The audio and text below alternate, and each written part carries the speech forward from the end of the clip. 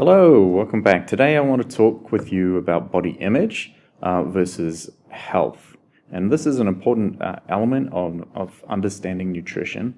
I would like you as athletes to step away from body image issues and really focus on nutrition for health and not nutrition for any kind of unrealistic body image or body shape. So I want to start out by showing you this picture here. All of these women weigh 68 kilograms. They obviously all have different shapes. These women are all in a healthy range in terms of body weight and fat percentages.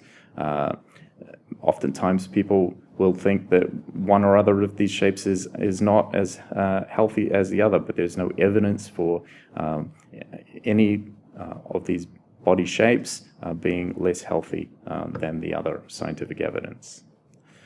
When you're training, what's really important is not your body shape. Your body shape will optimize, it'll self-optimize to support your training.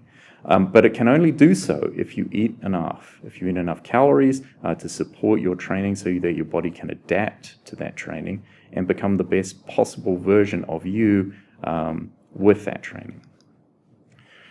Societal norms have changed over the years. What we consider norms now are not the norms that have been in the past. This shows an illustration of male body norms, body shape norms, since the 1800s. In the 1800s, men with large hips and wider girth were considered the most healthy. That has changed in the 1960s. Very lean was considered most athletic and healthy, and then there have been times in the 1980s where extreme musculature was considered healthy. There's no evidence that any of these body shapes or sizes are more healthy than another.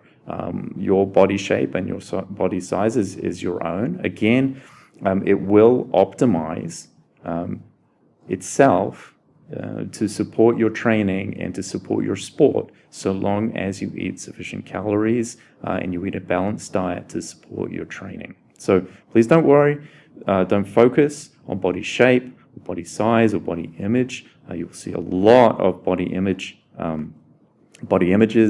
on social media, Twitter and Facebook and Instagram and so forth, before and after pictures.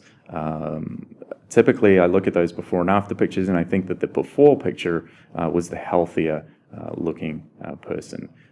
People oftentimes try to get to unsustainable and unhealthy body weights with very low fat percentages that place them at risk of injury and sickness. While we're talking about body shape, I'd like to draw your attention to a condition called body dysmorphia.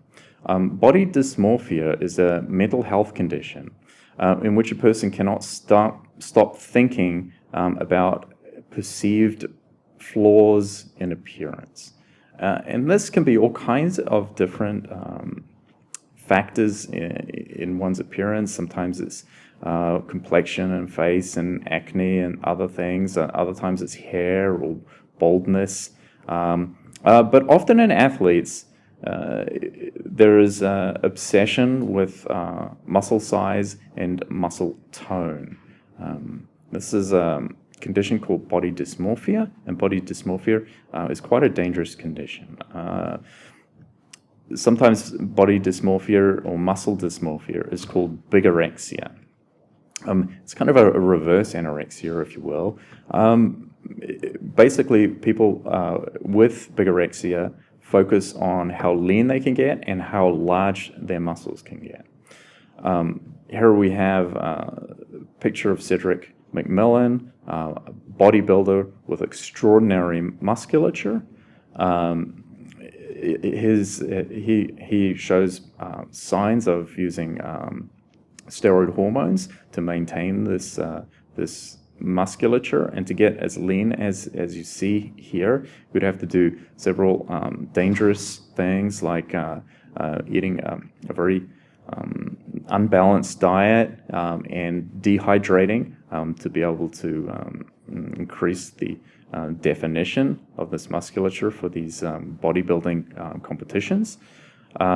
This is a very dangerous condition. It's often associated with very disordered eating, really high protein intakes, and all kinds of weird eating patterns, eating raw eggs or eating chicken and rice and broccoli, all kinds of strange disordered eating patterns. It's often associated with steroid abuse, as I was saying, and it really is a dangerous condition. You can see here that Cedric McMillan passed away in 2022 at the age of 44 years old.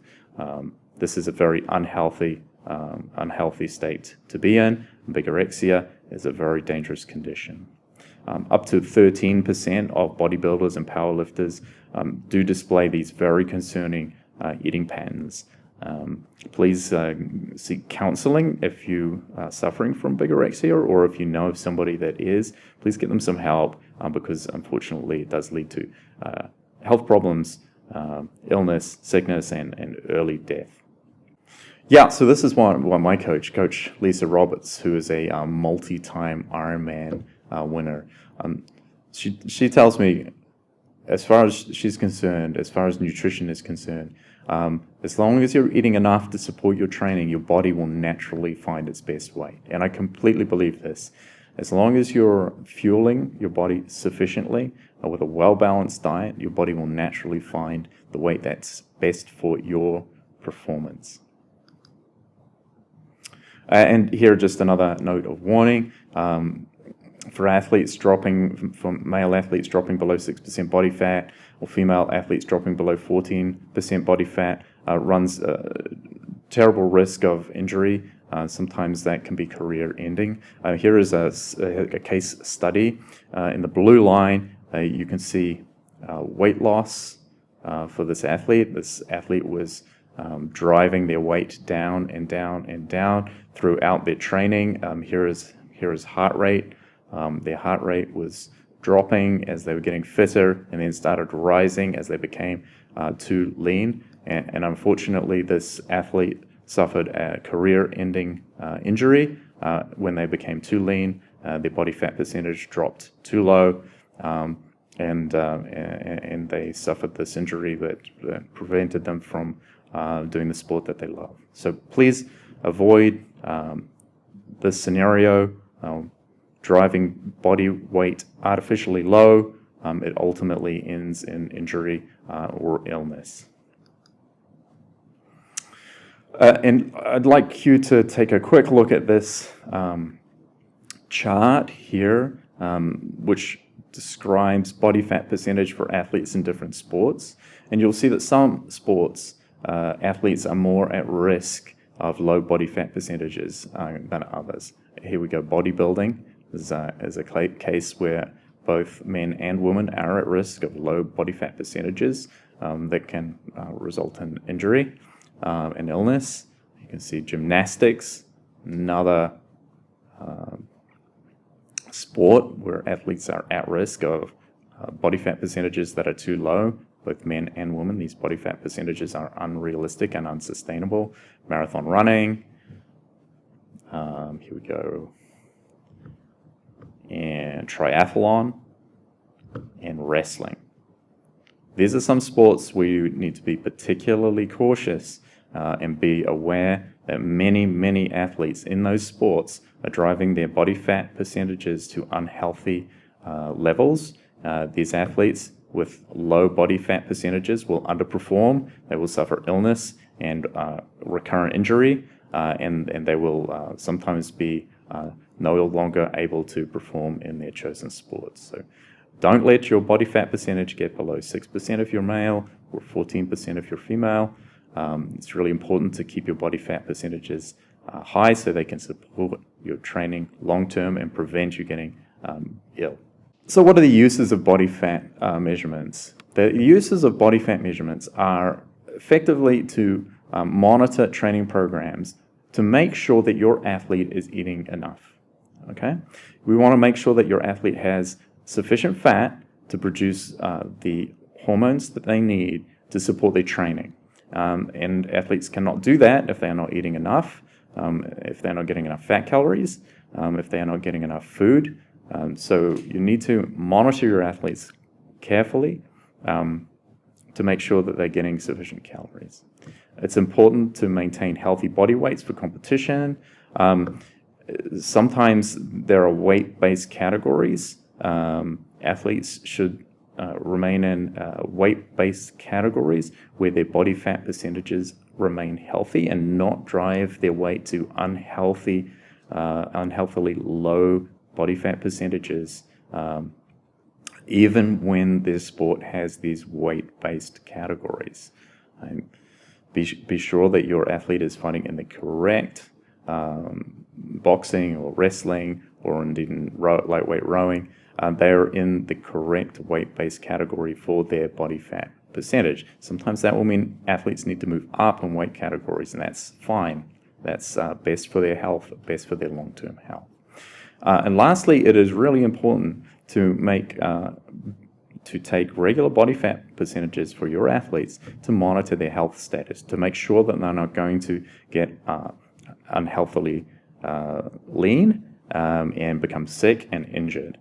It is also important to identify athletes who have artificially low body fat percentages, identify those athletes, get them nutritional support, and make sure that they are not suffering from eating disorders or disorders like body dysmorphia or anorexia and so on.